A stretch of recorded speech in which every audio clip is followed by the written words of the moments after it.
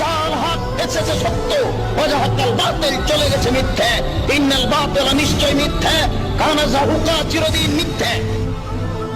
আমি ডক্টর ক্যাম্বেলকে প্রশ্ন করতে চাই যে বুক অব জেনেসিসে নূহ নবীর সময়কার সেই মহাপ্লাবনের কথা বলা হয়েছে। এখানে বলা আছে যে বন্যার পানি পুরো পৃথিবীকে ঢেকে ফেলেছিল, যাবতীয় সৃষ্টি আর সব পাহাড় পর্বতই পানিতে ডুবে গিয়েছিল। আরও আছে যে পৃথিবীর সবচেয়ে উঁচু পাহাড়টা ডুবে গিয়েছিল, আর সেটা ছিল 15 কিউবিট। আরবিতে সেটা হলো 15 ফিট, অর্থাৎ কদম। কিন্তু বিজ্ঞান আমাদের বলে যে পৃথিবীর সবচেয়ে উঁচু পাহাড়টা 15 ফিট নয়, পাহাড় আসলে তার চেয়ে অনেক উঁচু। আসলে জেনেসিসে একথা কেন বলা হয়েছে যে বন্যার পানিতে সব ডুবে গিয়েছিল, সব পাহাড় ডুবে গিয়েছিল, আর সবচেয়ে উঁচুটা 15 ফিট। আপনার প্রশ্নের জন্য ধন্যবাদ। আমার ধারণাই উচ্চতাটা হলো পাহাড়ের উপরের উচ্চতা। যদি সবচেয়ে উঁচু পাহাড়টা 3000 মিটার উঁচু হয়ে থাকে, তাহলে বন্যার পানি তার 15 ফিট উঁচুতে ছিল। কিন্তু সেখানে তো যাই হোক, ভাই, দয়া করে বক্তা উত্তর দেওয়ার সময় কোনো প্রশ্ন মাঝখানে করবেন না প্লিজ।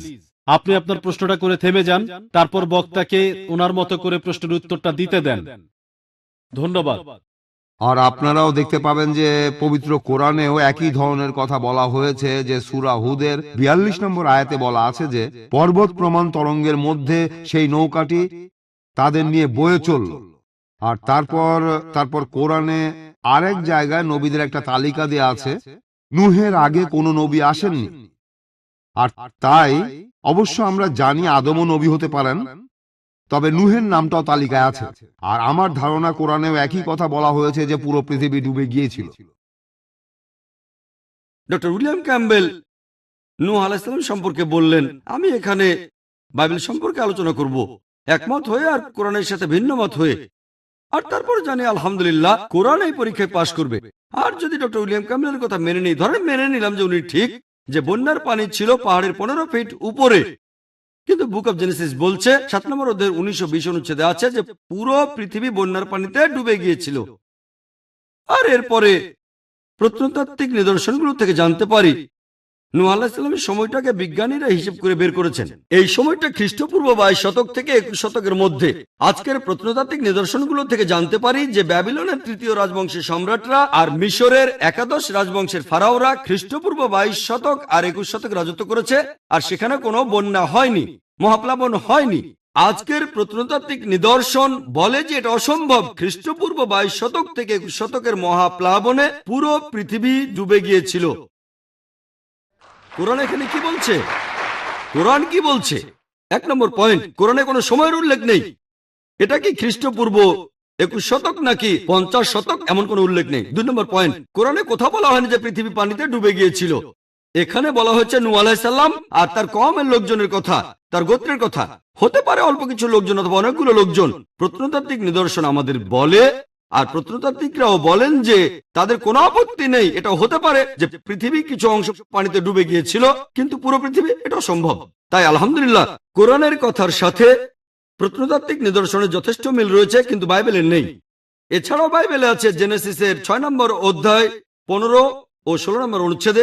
এখানে সৃষ্টিকর্তা নূহ আলাইহিস সালামকে বলেছেন, তুমি একটা নৌকা বানাও। নৌকার মাপটাও দেওয়া আছে, 300 কিউবিট লম্বা, 50 কিউবিট চওড়া আর 30 কিউবিট উঁচু। 1 কিউবিট মানে 1.5 ফুট। ভাই এটা ভুল বলেছিলেন, এটা হলো 1.5 ফুট। আর নতুন ইন্টারন্যাশনাল ভার্সনে 450 ফুট লম্বা, 75 ফিট চওড়া আর আনুমানিক 45 ফিট উঁচু। উচ্চতা হলো 30 কিউবিট। নৌকাটার ঘনত্ব হিসেব করে বের করেছি, এই ঘনত্বটা প্রায় 15 লক্ষ কিউবিক ফিট, আর আয়তন হলো 33,750 স্কোয়ার ফিট। আর বাইবেল বলছে নৌকায় 3 তলা ছিল, 1 তলা, 2 তলা, 3 তলা। তাহলে 3 দিয়ে গুণ করলে পাবেন 1,01,250 স্কোয়ার ফিট।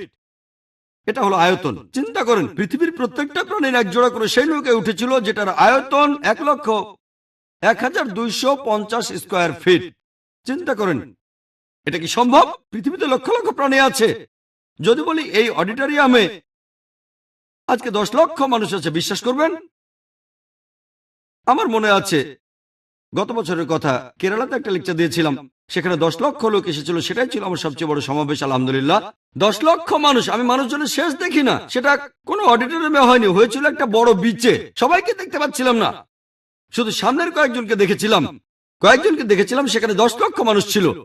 আপনারা ভিডিও ক্যাসেট দেখলে বুঝবেন 10 লক্ষ আসলে কত বিশাল। যেমন আরাফাতের ময়দানে হজের সময় 25 লক্ষ লোক একত্রিত হয়, কিন্তু 1,01,250 স্কোয়ার ফিটের মধ্যে অথবা 15 লক্ষ কিউবিক ফিটের মধ্যে এটা কোনোভাবেই সম্ভব না।